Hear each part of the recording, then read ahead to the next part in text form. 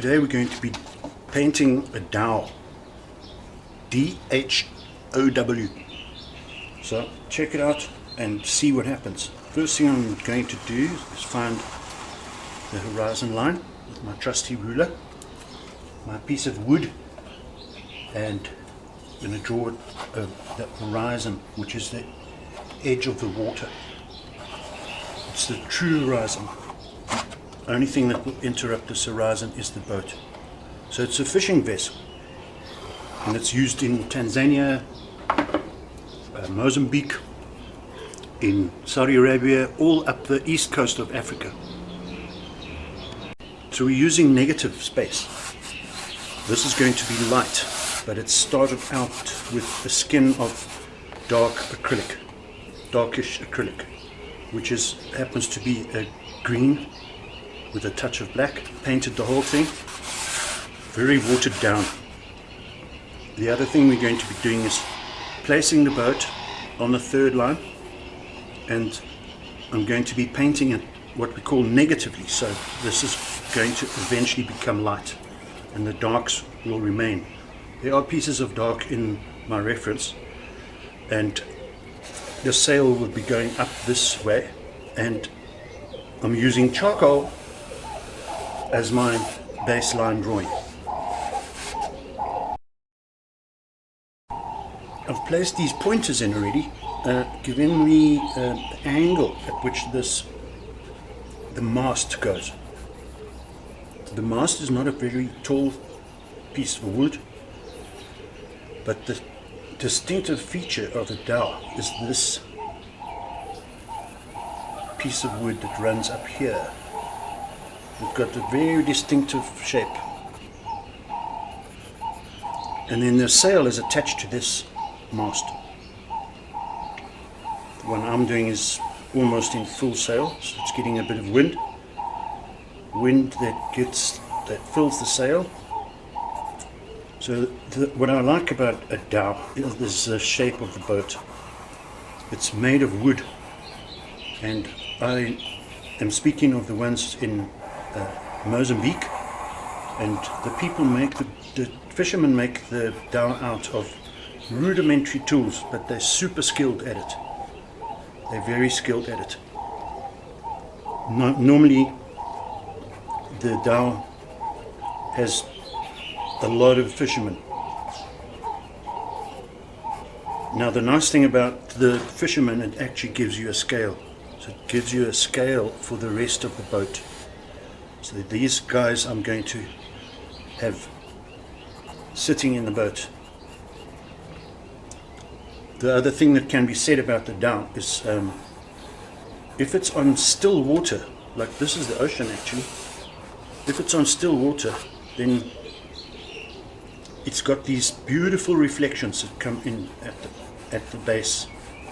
So we can put those reflections in. Normally the sail is a tea color. It's the color of tea, coffee, like a raw sienna, and it's attached to the back of the boat with these ropes, and sometimes the ropes have a little iron block in it there. These little guys are giving me the scale to the boat. Not sure about this angle. So the cool thing about charcoal is that you can rearrange your angles. So I think we're pretty much there with the drawing. So I'm just going to give you a close-up, give you an idea of what that looks like, and then we're going to begin with the paint job. This is the fun part. I want the sky to be plain. It might end up with clouds that come across opposite to this angle here. What's going to happen is that the paint is going to pull the charcoal in and give me the greys. I'm building it up slowly but surely. I'm building it up to the very light. The reflection is going to be down here, give me a reflection of that sail. I want the boat to go into this open space here. If I have it sailing in this direction, it mustn't go off the page. I want the boat to go in this direction. So it's placed on about the third. The horizon line is placed on about the third, and then we'll see what we're going to do up here if there's going to be a cloud. But I'm going to lighten this whole thing first with the light blue. So a lot of white, ultramarine blue, and then I'm going to start with watered down acrylic. Watered down and make it softer. I nearly forgot to mention the two kinds of charcoal I'm using. One is a willow stick charcoal that's naturally burnt. Well, it's processed, and this one is manufactured. It's got a plastic sleeve around it, but it's also pure charcoal. Much better for fine lines. This one is a little bit softer, so when I'm painting through it, it's going to pull that grey into my white. So let's just begin, and what I'm doing is I'm just using a little tin and a small brush for the small little negative spaces, and a larger brush for the top, for the sky.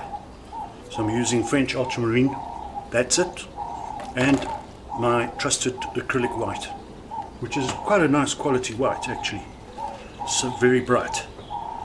So let's start. I'm mixing up a bit of acrylic into my tin and adding some water to get the consistency very liquid. By using a tiny bit of French ultramarine, I've put it onto my palette, and what I'm going to do is pick it up and see what color I get. I'm going to go very lightly, very lightly. I'll mix it in my paint, and you can see it's very liquid. I want to just see what this color becomes. Let's see, just so slightly blue. And the reference I'm using has got a very plain sky, but I'm just about thinking about the next step of doing some clouds in the sky, especially over on this third here.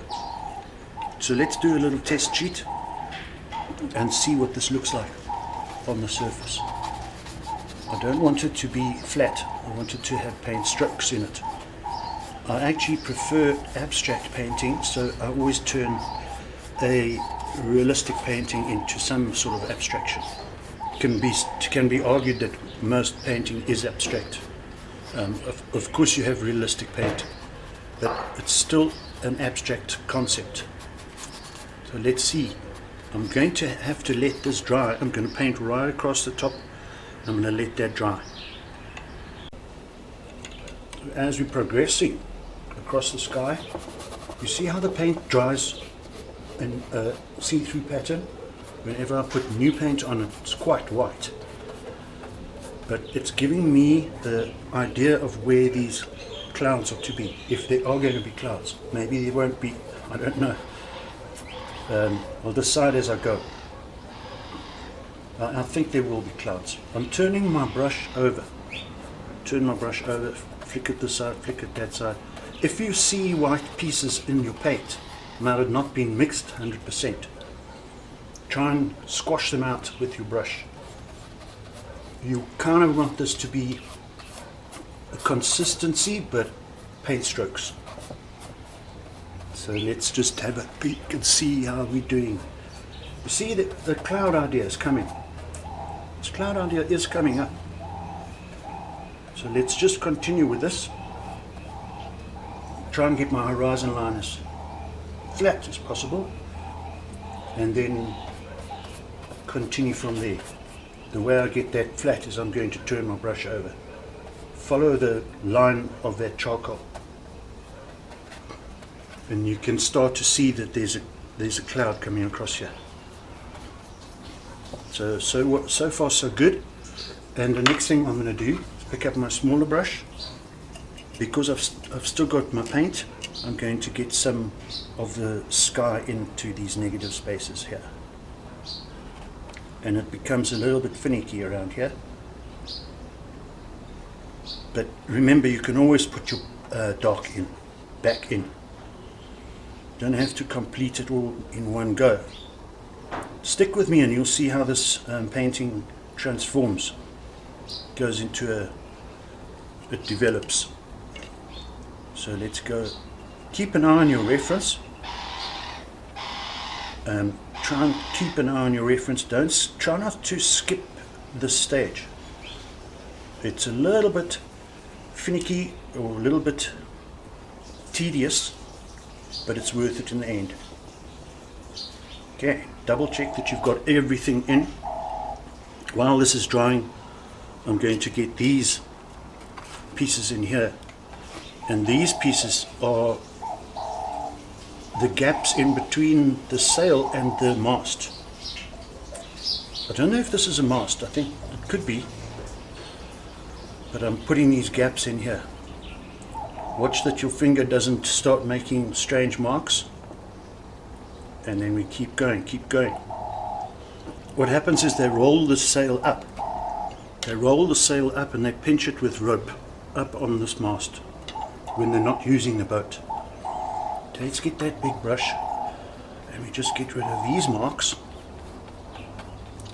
and let this dry. Let this dry as bone dry as possible, because your next layer is going to have something to grip on. Your next layer of acrylic will have something to grip on. Grip onto, I think it's the right word. Grip onto.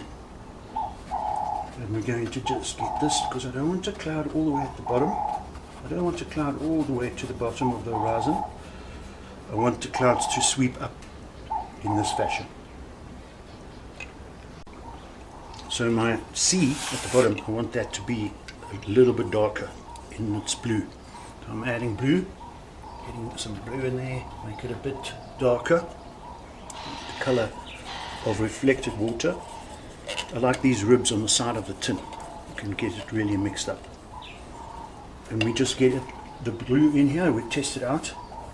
It's going to probably need to go darker than that.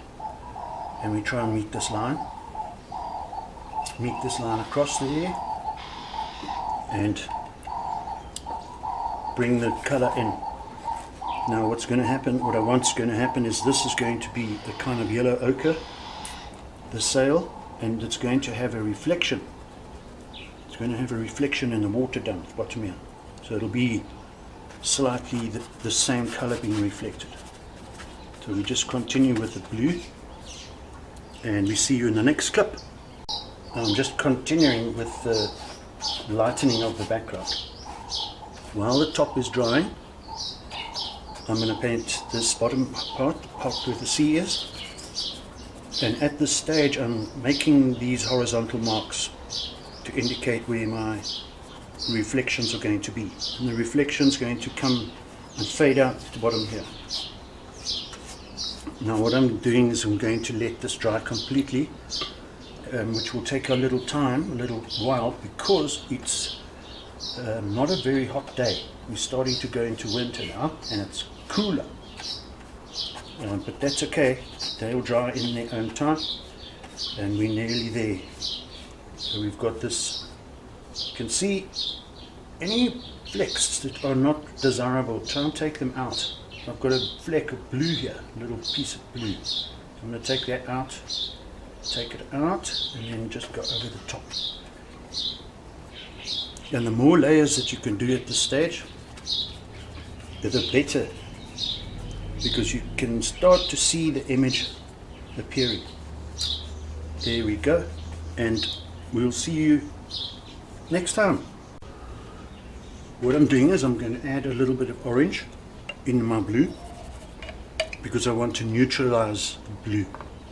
I want to make it a grey, like a grey blue. Mix, mix, mix, mix, mix, mix. The other thing I suggest is, if your paint has got flecks in it, if it's got a little bit of dry stuff hanging on to the lid, just decant it into another container. So I'm using another container here. I've added orange, and I'm going to carry on. So this is for the sea. The sea must do whatever it wants to do, keeping it slightly abstract. I edge it there. And why I'm not using a ruler is it gives me this the feel that there's a reef out there, a reef or a piece of coral, which is very common in Mozambique. so it becomes a tonal painting. It's still a tonal painting, but I'm putting my second layer on. What I do suggest, you try and make it as dry as possible. The first layer, second layer as dry as possible, and don't over paint. If you want to paint in this method, then don't over paint. Just let the brush do whatever. I'm going to have my reflection at the bottom here and edge my boat, give it the edge and the shape. So we're painting negatively now. We're painting the background. You will see some artists, most artists would paint the whole background and then put the drawing on top. Could do that as well, right? But this method, I'm going around my boat. I don't want it to be too wavy or too rough, you know, in terms of the wave.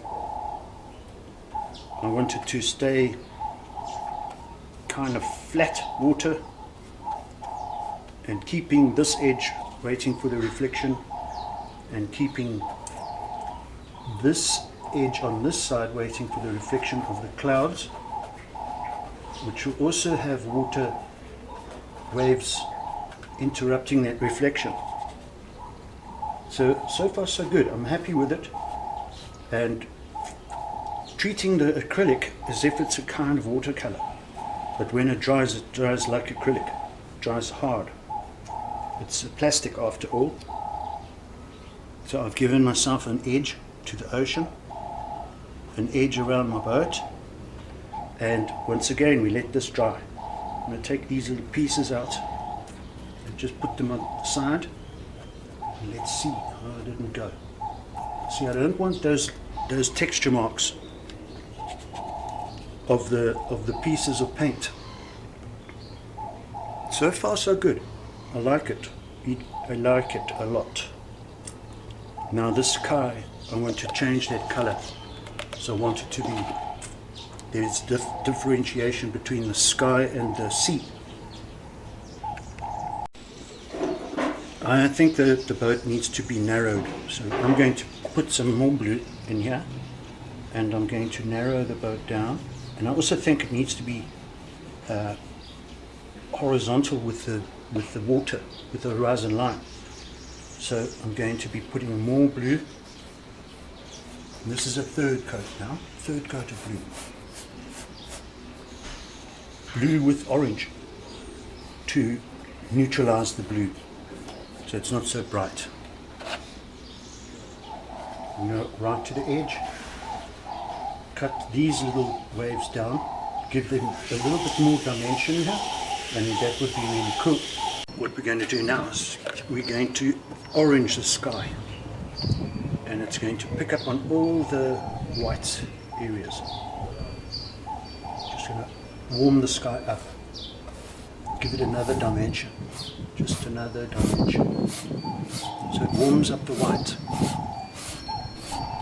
So you almost have to prepare for this stage, and it's very thinned down acrylic orange, cadmium orange, and you just got to watch that you don't pick up too much of the charcoal, because the charcoal is still loose. But there's the orangeness of the sky coming in, and it picks up on all the white area. Don't forget to put it in all the little gaps, all the negative spaces. And you see how it creates a feeling of warmth. And then we're going to go back into it with the highlights of the clouds. And this was, remember at the beginning of the video, I was thinking of not putting clouds in, but I've really complicated the sky. And I'm happy with it. I'm happy so far. Not nearly finished, but we're getting there. And don't forget these little spots inside here, to orange those up. There we go. That's okay. Also remembering that the background has to be dry to do that, whilst you muddy the whole thing. So there we go, and we got a deeper orange on this side, so it's not all the same. And once again, we see how this dries. It's going to dry, I think it's going to dry amazingly. Can't really predict what it's going to do. You can have an idea, but you can't really predict it. So I'm going to take the opportunity to put some highlights in with just using white, while the orange, did I say orange? I mean white. I think I said orange. And what's happening now is I'm thickening up my paint and getting more texture in the paint, which is going to answer this problem here, which was painted when it wasn't dry. So it's going to be more textural, and means that this area here doesn't stand out and distract. Now we start to get a little more precious about what we like and keeping the things we like and getting rid of the things, painting out the things that we don't like. I'm going to put white in, heavier white, and leaving the dark gaps in between the clouds. And I think what I need to do is take the large brush and just dust over the whole thing. Dust with the large brush, get rid of this orange, and we're going to go back to light again. So we're going from light to dark, back to light. Well, we went from dark, the canvas was dark, and this is giving, I'm hoping it gives a bit of atmosphere to the entire sky in one go. So brushing, darting backwards and forwards, getting rid of all the hairs. Don't want the hairs in there. And get some more white, a smaller brush, and put a bit of cloud on distance, far distance. Keep your large brush in hand, because we go back to the large brush and we soften the bottom of the cloud. So there we go, and put some more white in. I don't really want these patchy white clouds. I would like to join some of them together and dust it again. Gives another dimension because it's that see-through white that I'm putting on. So I'm just using my smaller brush to get the painting wet and then dusting it. So I think it needs some unification, which means that we're going to get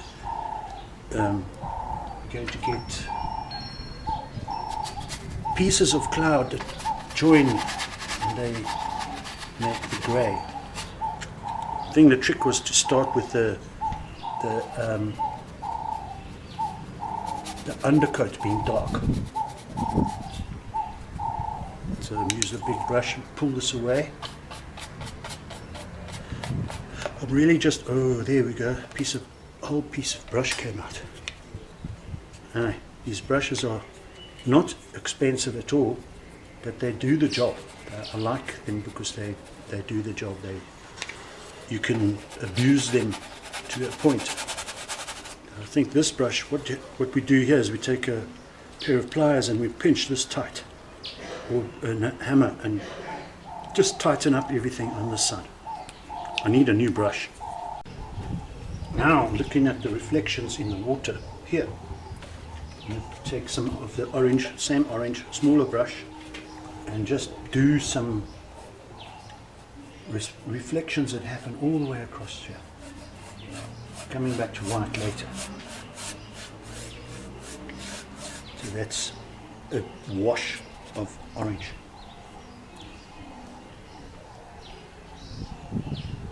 I have to try and keep these lines a little bit more horizontal. The acrylic dries lighter than what you see when it's wet. So you've got to try and anticipate what that's going to do. They anticipate that it's going to dry lighter, but it's bringing the sky and the foreground together. The sky and the sea kind of have to work as one scene.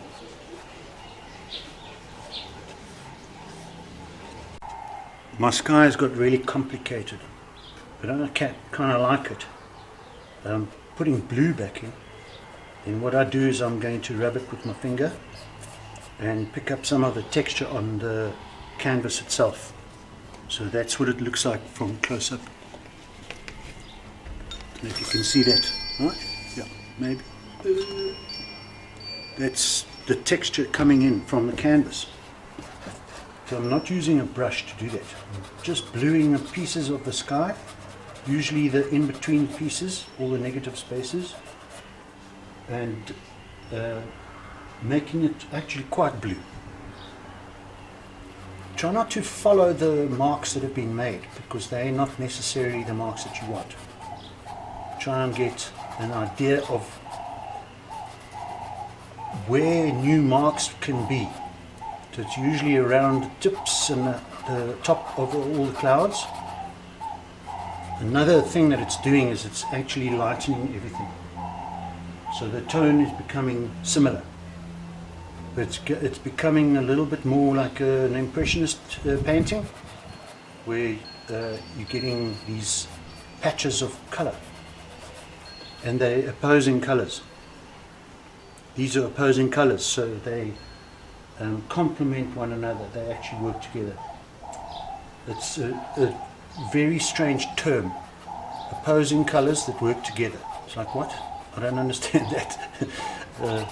Complementary colors, opposite on the color wheel. Give it a try. It's quite cool. Another thing is opposite in tone. So there's an area that is actually working quite nicely. So I have to turn this canvas around. It's going to be upside down. But you see that opposite in tone and opposite in color. So I'm just going to continue with this and then come back and I'll show you what the result is. I'm using a long handled brush and I'm holding it pretty much at the back of the brush. So let's see where it goes. The sky has dramatically changed because I'm in the mood for a change of the sky. I don't want it to be smooth. So that's the nice part about painting. You can do whatever you want to do. This tutorial is actually trying to show how easy it is if you build it up slowly, build it up slowly, build it up slowly, from almost black, not quite black, then a sketch, and then now we're putting the lights, especially in the sky. And I want to break this across here. Then we're going to do the same in the water. I'm going to begin the boat now, and I'm using the line of the charcoal to create a tonal thing. So that's going to be, I want my boat to be fairly blue and very light. I want it to stand out. And I'm also going to put a very opposite color in. So there's a little fishing net hanging off here and some highlights.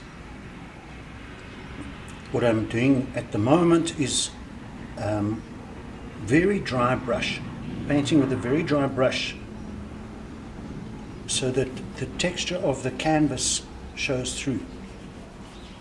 And I'm kind of covering all my old lines, except leaving the edge lines. I'm just putting it on and working through that situation and lightening my blue, which is an ultramarine blue. Ultramarine is, well, in very basic colors. Very basic colors. Some of these dhows are decorated. They're decorated with highly painted decorations and symbols and all that type of thing, and almost like a worship thing. which is quite amazing. They're beautiful things to paint because they have so many angles that you can work with. I want this line to be really dark at the bottom, and getting the heavy blue in here. It's a little bit too heavy at the moment, but we can quieten that down. It's not so bad. It's I think it's actually pretty cool, but we need to quieten this down with orange, which is the opposite color of blue. Put some highlights in here. This is the front of the boat. The sun is kind of coming from this side, so your light source is coming from the right hand side. So I'm going to highlight this. It's just darting around, but we must remember that we've got to put a reflection in the water. So let's do that. We're going to put a reflection in the water which runs horizontally, runs this way. Put a reflection. Where your darkest areas are is where you must try to put your lightest areas. So I'm working in the negative space to try and get that contrast. There's a contrast here too. If that's the angle that it's going, then that's the angle it should reflect at. It's the opposite. It's the opposite of perspective, which is really interesting to study. When we go the opposite of perspective, perspective goes from big to small, large to little. If you see anything that needs attention on any part of the painting, you want to do that right now. You want to fix that up. So we got the dark reflection coming in from the mast, and we got the dark reflection coming in from the fisherman, from the vessels itself, and then it kind of breaks up as it comes closer to you. So we're building up to a sky that is just about a storm, but the water itself is actually still, I don't want it to be too choppy. So there we go.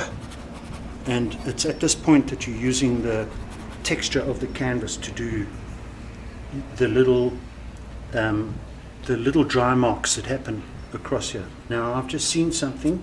As soon as you see something that needs to change, then you should try and fix it as you go, because your brain is going to get used to it and it's going to say, okay, no, that doesn't really matter, but it does. Lighter part up there and a lighter part up there. So I'm using the paint, dry paint from the ferrule of the paintbrush. The ferrule is this part.